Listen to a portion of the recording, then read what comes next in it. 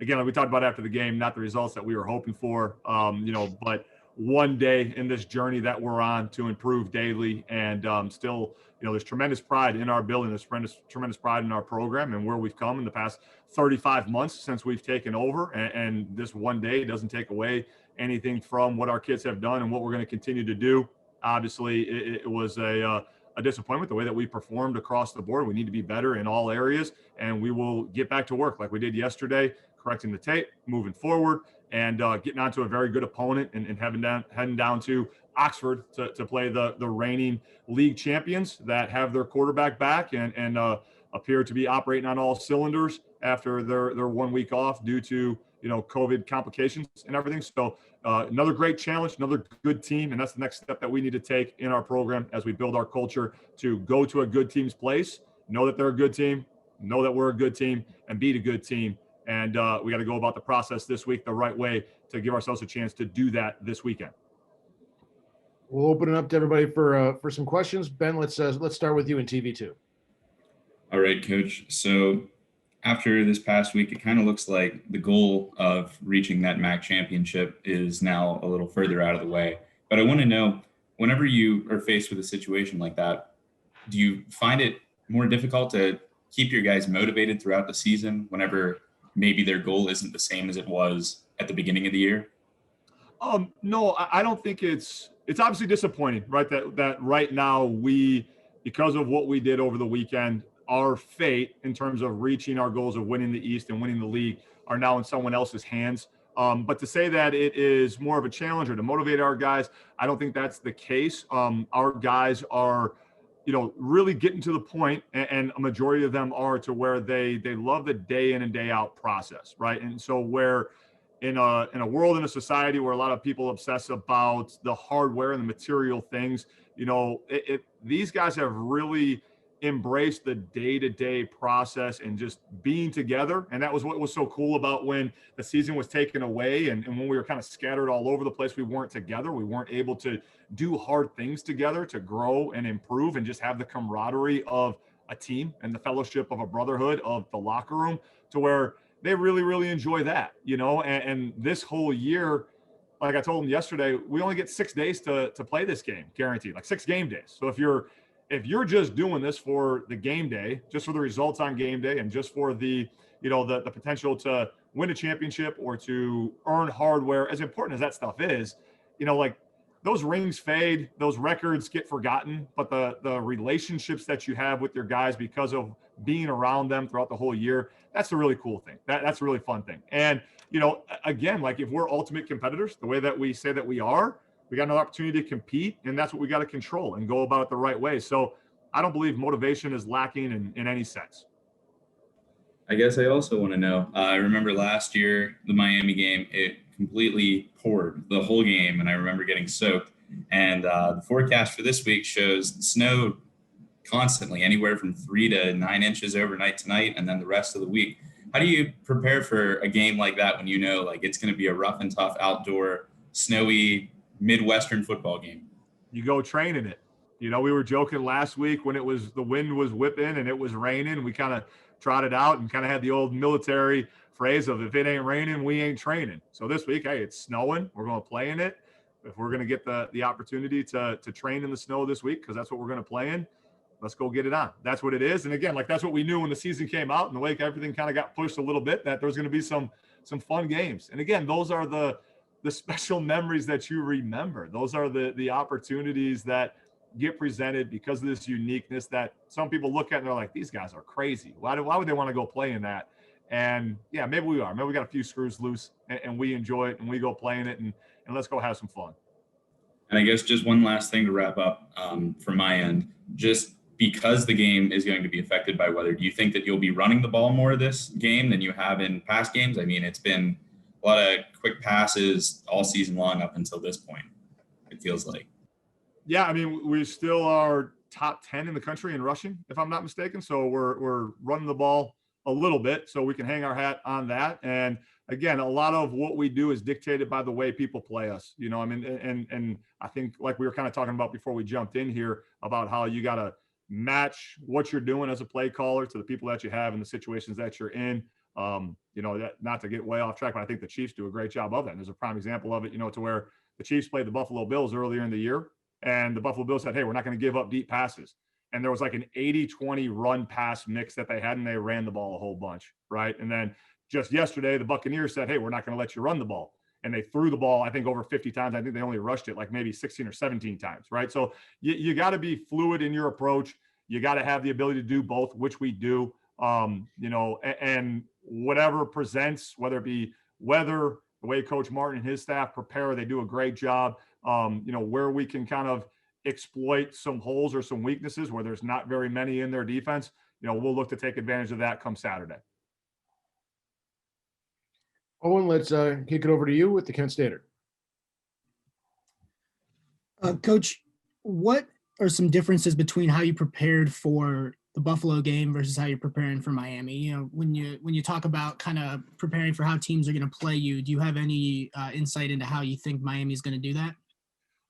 I think the biggest thing that you look at, particularly with their defense against our offense, one of the things that makes them unique is that in their back end, so they're a 4-2-5 structure, 4 defensive linemen, 2 backers, 5 guys in the back end. Their 3 safeties are all interchangeable. So they cross-train all those guys. So you'll see them to where, one guy's kind of generally on the right, one guy's generally on the left, and one guy's in the middle of the field. But based off of, kind of trade, shifts, motions, formations, those guys, those 3 safeties could be in any one of those 3 positions. So with our tempo, I think they do one of the best jobs in the league of getting a line, getting covered down. So like kind of the free, cheap, and easy yards, if you will, that maybe we get from some other teams in the league because they're flip-flopping guys and they want to have one guy to the field, one guy to the boundary, different things like that.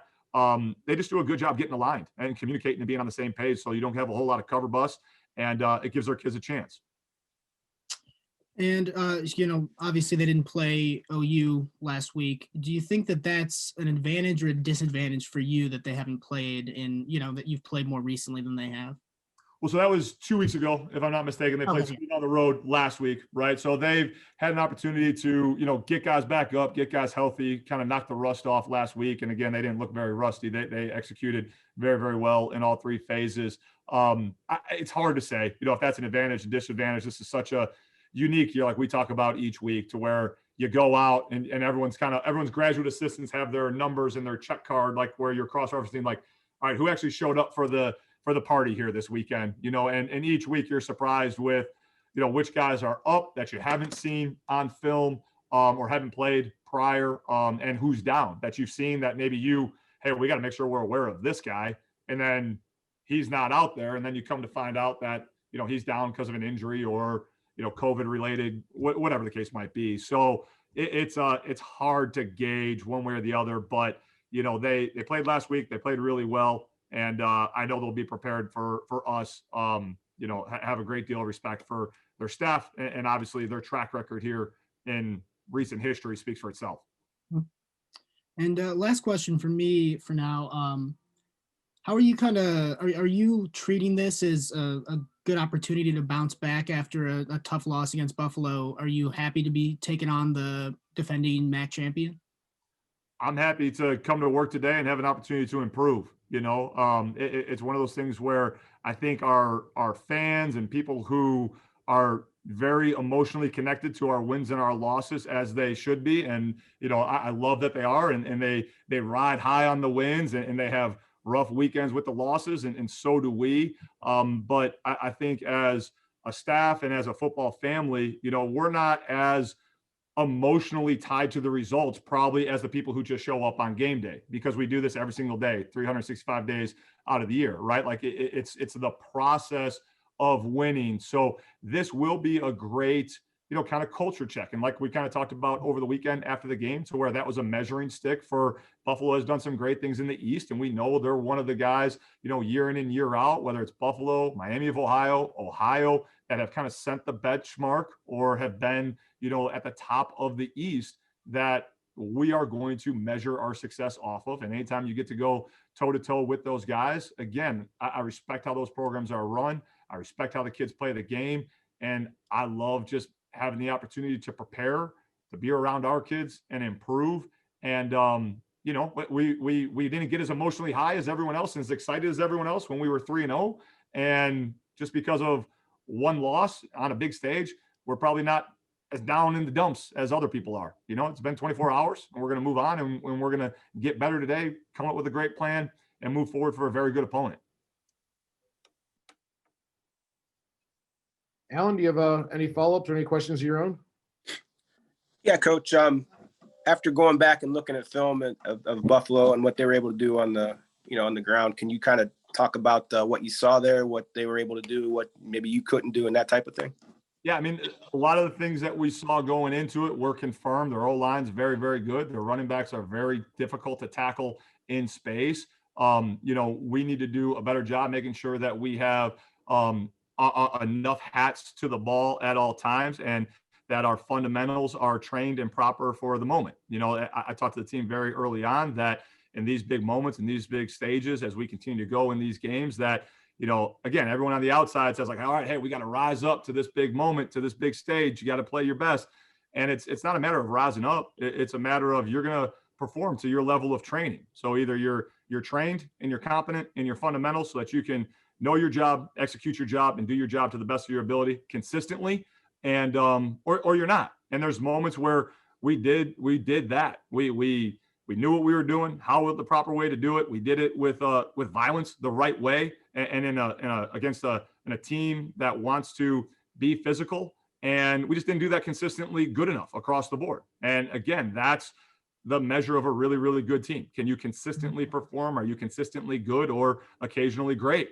Their run game is consistently good, has been for a very long time, and will continue to be. And we need to continue to be consistently good across the board in defending the run and sharpen our fundamentals, have a better understanding of our schemes, and make sure that we're marrying our schemes to the situations that dictate what we need to do to stop. So again, not a overreaction one way or the other. It's a lot of basic things that, you know, we got to do better. All that being said, you hit another, like you say, real physical team this week. They obviously seen what happened last week. Sure. You know, talk about what you do to prepare. Do you open things up with personnel? Do you try to get somebody to rise up? Do you change some things around? Do you just hammer what you're doing? What do you think? I think we got to stay the course with what we're doing. Again, I'm process oriented. I think the one change that we're going to make, though, is spend a little bit more time on those fundamentals. We know we can't preach fundamentals and then get in the season and get away from them, which is kind of the tough balance as a coach, right? To where we lost some time, and we talked about this early on when our throw game wasn't as connected as we wanted it to be, and we missed some shots earlier in the year, but we got back to, you know, kind of getting those reps, and we could get those reps in a team setting or a Skelly setting. There's some things that just popped up that, you know, we need to take the time and we need to invest in individual drill work, and we need to get back to those fundamentals.